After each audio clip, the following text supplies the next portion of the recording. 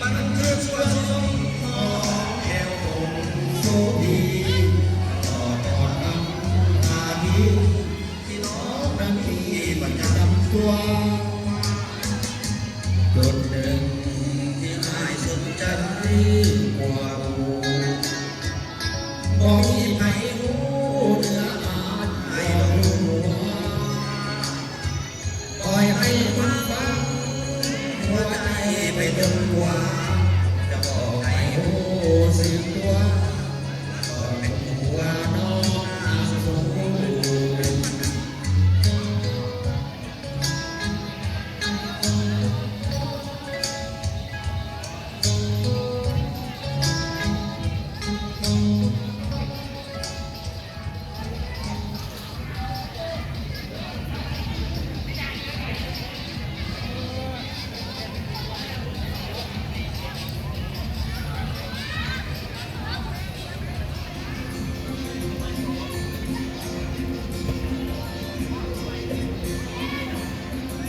เขาสิยุคนละบ่เนี่ย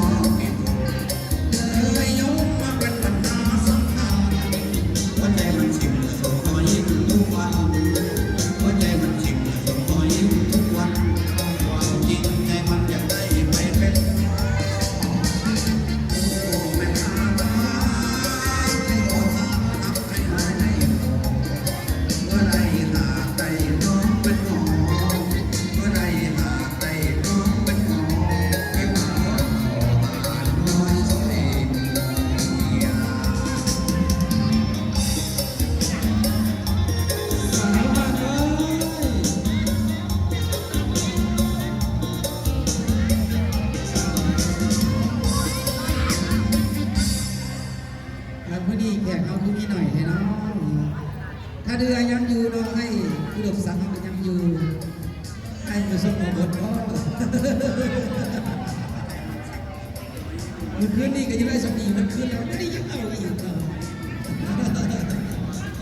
สีดันใต้ยังเนาะ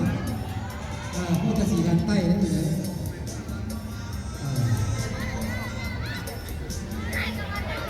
พี่ฮะไม่ได้ใจ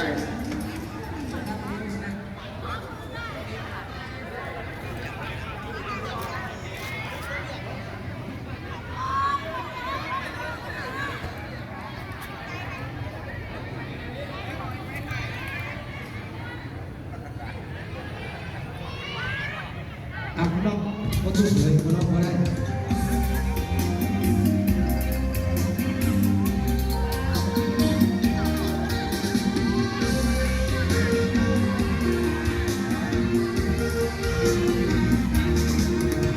เพื่อนก็ต้องตามใจผู้หญิงก็ต้องตามใจผู้น้องท่านเอ๋ยประมาณนี้ก่อนอย่าเป็นคนเล่าร้อนมาฟังนี้ก่อนอย่าจะเหมือนเมียดีก็เหมือนได้แก้วโคนหางเมียสาก็ปันได้แก้วผู้เลือนหากไม่ได้เมียเป็นเพื่อนก็แต่คอยลบเลือนพอเลือนแก่ไม่ทางทายได้เมียดีก็มันได้สมในทา